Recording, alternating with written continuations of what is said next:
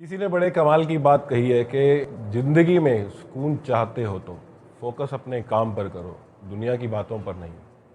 एक दिन की बात है, एक किसान अपने खेतों के पास अनाज की कोठी में काम कर रहा था। काम करते करते उसकी घड़ी कहीं खो गई। ये वो घड़ी थी जो उसके पिताजी ने उसको गिफ्ट में दी थी। उस घड़ी के साथ उसकी फीलिंग्स, इमोशंस और कुछ यादें जुड़ी हुई थी। किसान निराश हो गया और घड़ी ढूंढने लगा। घड़ी ढूंढते ढूंढते काफ़ी समय निकल गया। किसान बिल्कुल निराश और उदास हो चुका था क्योंकि घड़ी मिल नहीं रही थी। जैसे ही वो सोचने लगा कि अब क्या होगा, घड़ी क्यों नहीं मिल रही या कहाँ खो गई है, तो इतने में उसके कानों में बच्चों की आवाज़ सुनाई पड़ी। कोठी के बाहर बहुत सारे बच्चे खेल रहे थे। किसान ने सबको अपने पास बुलाया और बोला कि मेरी घड़ी खो गई है। पिताजी द्वारा दी गई घड़ी खोने पे सारी चीज़ें उनको बताई।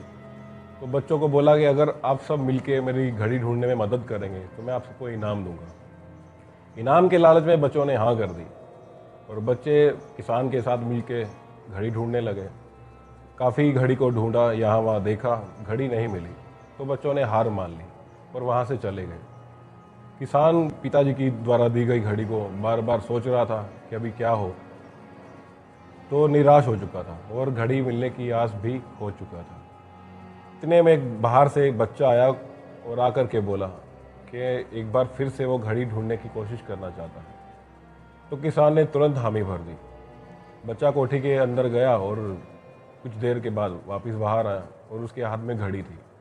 किसान घड़ी को देख के खुश हुआ, लेकिन आश्चर्यचकित भी हुआ कि ये घड़ी इसको मिली कैसे, क्योंकि जिस घड़ी को ढूंढने में सब नाकामयाब रहे तो इस बच्चे को घड़ी मिली कैसे। बच्चे से पूछने पर उसने बताया कि वो कोठी के अंदर गया और बिल्कुल शांत मन से खड़ा हो गया। तो शांत मन से खड़ा होने के बाद वो टिक टिक सुनने लगा, घड़ी की टिक टिक कहाँ से आ रही है, और उसी दिशा में काम किया जहाँ से घड़ी की आवाज़ आ रही थी। तो उसको घड़ी मिल गई। तो किसान ने उसकी इस बात पे उसको शाबाशी दी और खुशी खुशी उसको इनाम भी दिया।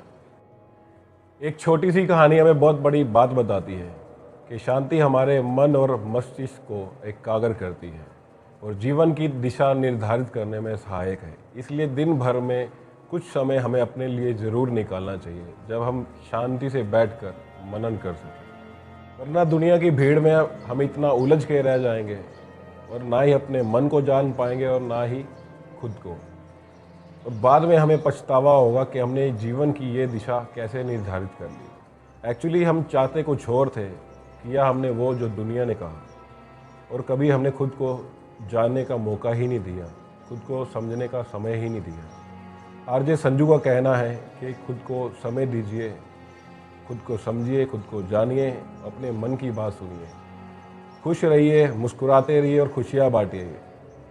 आखिर मैं यही कहना चाहूँगा, अपनी खुशियों के साथ, अपने मन की बात के साथ कुछ कर दिखाइए ऐसा कि दुनिया करना चाहे बिल्कुल आपके जैसा। अगर आपको वीडियो अच्छा लगा हो तो वीडियो को लाइक करें, शेयर करें, सब्सक्राइब करें और बेल आइकॉन का बटन ज़रूर दबाएं ताकि हमारी मोटिवेशनल कहानियाँ आपको अपडेट होती